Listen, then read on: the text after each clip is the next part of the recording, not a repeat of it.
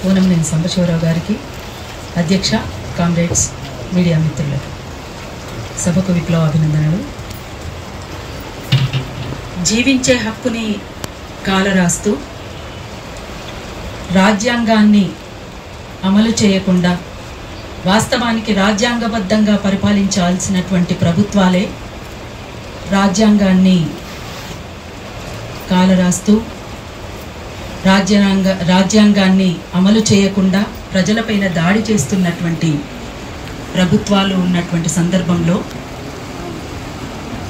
రాజ్యాంగమే అతి ప్రమాదంలో ఉన్నటువంటి ఈ పరిస్థితిలో వాస్తవానికి కోర్టులు కూడా జోక్యం చేసుకోవాల్సినటువంటి అవసరం కూడా ఉంటుంది.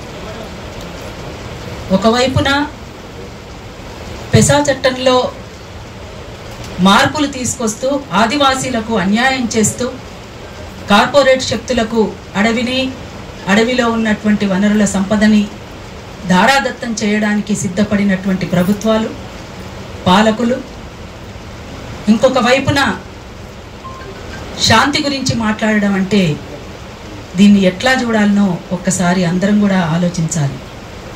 అందుకనే ఆపరేషన్ కగారు పేరుతో కర్రెగుట్టలపైన జెండా ఎగరవేయడం అంటే ఇంకో దేశం, ఇంతకుముందు జాన్ వెస్లెన్ మాట్లాడారు, అసలు ఇంకో దేశం పైన ఈ దేశం యుద్ధం చేస్తున్నటువంటి క్రమంలో ఆక్రమించుకున్నప్పుడు జెండా ఎగరవేస్తారు. మరి మన దేశ ప్రజలపైన మన దేశం వాళ్లే యుద్ధం చేస్తూ శాంతి గురించి మాట్లాడడం, అశాంతిని గురి చేస్తున్నటువంటిది ప్రభుత్వాలే.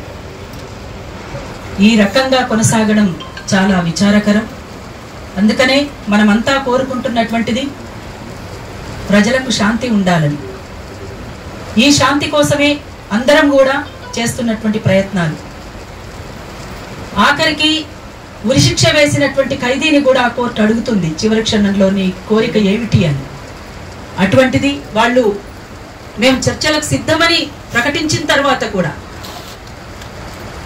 వాళ్ళు కాల్పులు ఆపినప్పుడు కూడా వాళ్లపైన కాల్పులు జరిపి, విచక్షణారహితంగా కాల్పులు జరిపి హత్యలు చేస్తున్నటువంటి సందర్భంలో దీన్ని ఏ రకంగా పరిగణించాలనో ఒకసారి ప్రభుత్వాలే ఆలోచించుకోవాలి. అందుకని ఇది సరైంది కాదని ఒక సాంస్కృతికోద్యమంలో పనిచేస్తున్నటువంటి కార్యకర్తగా మేము కూడా శాంతినే కోరుకుంటున్నాం.